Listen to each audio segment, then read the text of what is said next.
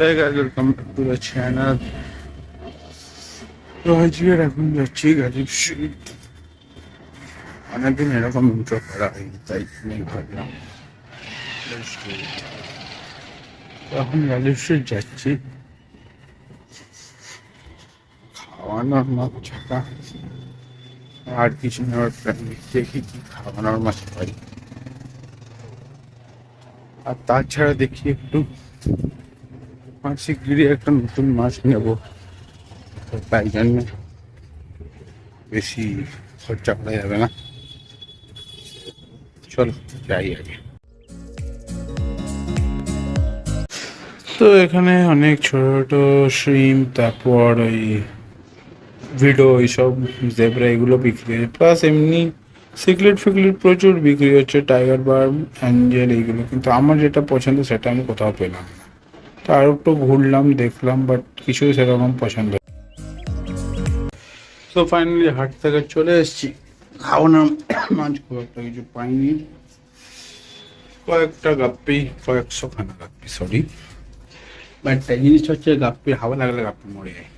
সেটা একটা চারটে সিকলিড আর একটা মাছ নিয়ে, সেটা আমি পরে দেখাচ্ছি। আগে এগুলো সব অ্যাক্লিমেট করতে রেখে দিই। সিকলিডটা এর মধ্যে যাবে, তো এর মধ্যে ফেলে দিই। আর খাও পেট বাকেট আমার, এটা জল ভরে এসে গাপ্পিগুলোকে একটু রেখে দিই। তারপর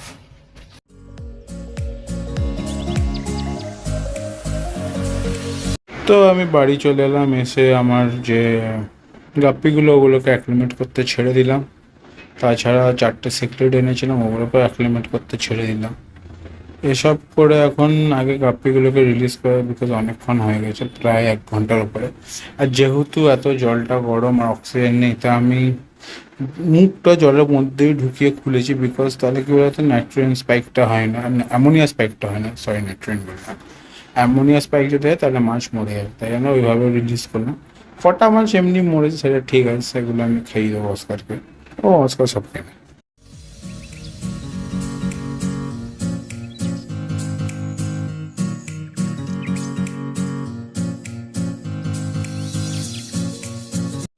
তো যে কটা মাছ মরার মরে গেছে, কিছুটা আমি নিয়ে নিলাম, বিকজ আমার যে ওপরে যে ন্যাদোস ন্যাদোস মাছ, ওর একটা নাম চাই, দুটো আছে বেটা, আমি আরেকটা নিয়ে এসেছি এবার যে গেছিলাম।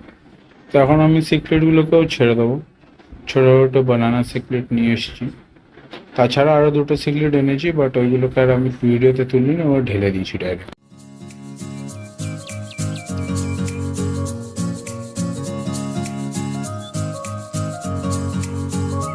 তো এসেই আমি নিজের নাদুসগুলোকে খাবার দিলাম, আর এক বড়োটা তো সঙ্গে সঙ্গে খেয়ে নিয়েছে, ছোটোটাকে এবার ছাড়বো। কারণ আগে খাইয়ে দিলাম কি যদি এরা মারপিট করে, বাট তারপর দেখছি না দুজনে দু সাইড ধরে বসে আছে, কোনো ঝামেলা নেই। আর আমার বিশাল এই যে রেড ট্যাগ, ও ওই নারকলের খোলটা ছাড়েনি, ওর হেভি পছন্দ হয়েছে নারকলের খোলটা।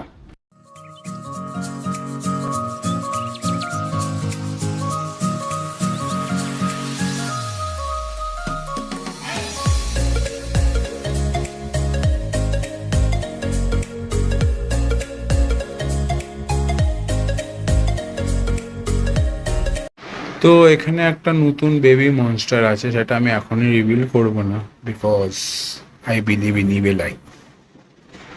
তো যাই হোক, তাই জন্য আমি ব্লার করে, কিন্তু তোমরা যদি কেউ বুঝতে পারো যে ভালো মারছেন, সে বুঝে যাবে এটা কি, সে তাহলে কমেন্ট করে জানাও।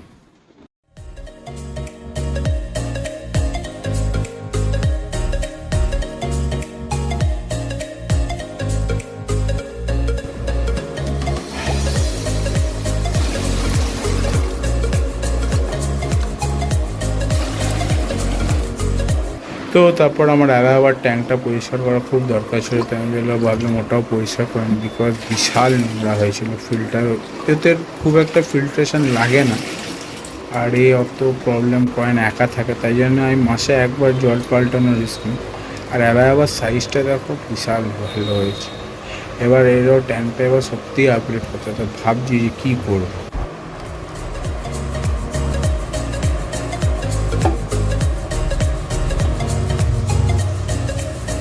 ও ট্যাঙ্ক ফ্যাঙ্ক ভালো করে পরিষ্কার করে পাথরগুলোকে আর পিভিসি পাইপের টুকরো আর ড্রিপ ফুড এগুলো সব দিয়ে দেবো। তার আগে আমি অ্যাভাবাকে ছেড়ে দেবো, বিকজ ওকে ছোটো জলে রাখা বেশিক্ষণ ভালো না, কম জলে সরি। ওকে ছেড়ে দিয়েছি, ওকে দেখতেই পাচ্ছ হেভি, মানে জাস্ট দারুণ দেখতে, থু তো এখন ওকে ছেড়ে দিলাম, আর ও হ্যাবিচুয়েটেড, ওর প্রবলেম নেই। তো এই হচ্ছে আমার বিখ্যাত অ্যারোয়ানা। বিখ্যাত এই জন্যই কারণ মুখের সামনে দিয়ে মাছটা বেরিয়ে গেলে ধরতে পারবে না। আর নিচে দেখতে পারবে একটা কই ফিশের ল্যাশ নেই, বিকজ ওর ল্যাশটা ও ওইদিকে বেরিয়ে গেছিলো, ওকে কামড়ে দিয়েছে, তো ল্যাশটা নেই বেচার। তাও অনেক ফাইট করছে, এখন অনেক বেটার আছে, খাওয়া দাওয়া সব করছে।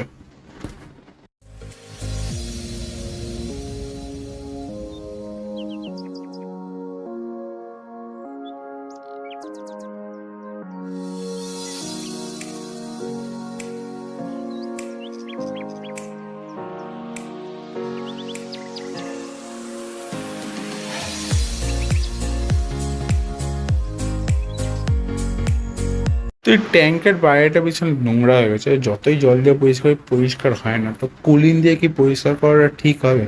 ট্যাঙ্কের বাইরেটা একটু জানো।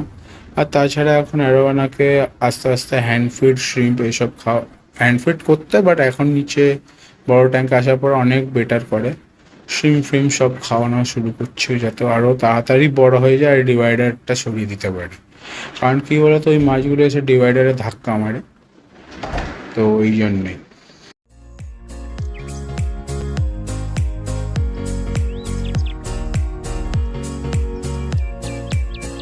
তো আমি মাছগুলোকে খাবার দিচ্ছি এখন, অন্যভাবে খাওয়াই, মাঝে মাঝে হ্যান্ড ফিড করি, বিগ পার্ট হ্যান্ড ফিড করে এখন একটু কমিয়েছি, বিকজ আমার ছোটো লেমন অস্কারটা আমার আঙুলে এসে কামড়ে দেয়, তাই জন্য। বড়ো অস্কারটা একদম প্রবলেম হয় না, দেখো আরামসে এসে খেয়ে নেয়। কিন্তু আমি কী করি, পিস ছোটো ছোটো করে পিস কেটে ঢেলে দিই। আর আমার আবার খাওয়ানোর সবচেয়ে ভালো টেকনিক হচ্ছে ট্যাপ, গ্লাসে ট্যাপ করা। ও তখন বুঝে যে এটা খাওয়ার টাইম, সো চলে আসে। আর দেখতেই পাচ্ছ টুক করে খেয়ে নেয় ও, ভালো। মানে কি বলে, ওরা ইল জাতীয় মাছ, তো তাই জন্য ওরা সেন্সটা ভালো পায়, হ্যাবিট হয়ে যায়। তো এখানে আবার ও খাওয়া দাওয়া করছে ছোটো ছোটো, আমি বলে দিচ্ছি ফিডিংটা বলছি, যদি তোমরা বুঝতে পারো তাহলে ঠিক আছে। ছোটো ছোটো গাপ্পির বাচ্চা, বিকজ এখন অনেক ছোটো আছে, কেঁচো। আস্তে আস্তে বড় হলে আমি ওকে পুরোপুরি শ্রিম্প আর লাইভ ফিডিংয়ে শিফট করবো। লাইভ ফিডিংয়ে প্রেফার এই জন্যই করি, বিকজ ওর মধ্যে ক্যালসিয়াম ফ্যালসিয়াম ন্যাচারাল যেগুলো সেগুলো ঢোকে। হ্যাঁ, লাইভ ফিডিংয়ে একটাই কি প্যারাসাইট হতে পারে, তো এই জন্য লাইভ ফিডটা এনে একদিন রেখে দাও, রেখে পরের দিন পুরো জল পাল্টে তারপর খাওয়া।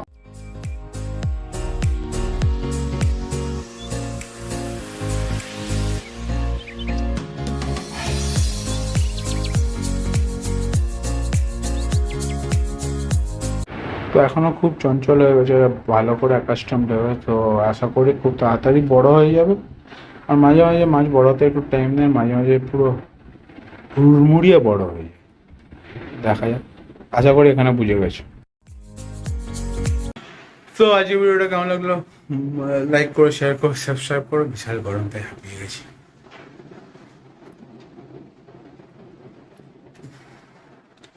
তো যেটা নতুন একটা ছোট্ট মাছ এসছে, যদি বুঝে যাও তাহলে ভালো। আর হাটে গিয়ে কিছু পাওয়া যাচ্ছে না এখন, এমন সিন হয়ে গেছে, মানে সিক্লিড জাতীয় মাছ ভর্তি। আমি যে খাওয়ানোর মাছ খুঁজলাম পেলাম না, দাদা আসেন, কিছু করার নেই, সেটা আমার পেতে নেই। তাছাড়া এমনি যে কিছু মাছ রাখবো সেটা পসিবল, অনেক দাম আছে। দেখি গরমটা আরো একটু পড়লে হয়তো মাছের দাম কমে যাবে, কারণ এখন সামারের মাছগুলো ঢোকা শুরু করবে, তো একটু লাভ হবে। তো যাই হোক, ভিডিওটা কেমন লাগলো বলো, লাইক করো, শেয়ার করো, সাবস্ক্রাইব করো। আর 500 সাবস্ক্রাইবার করিয়ে দেয়, বসে শেষের মধ্যে দেখাবো নতুন লগে। Stay tune, tata.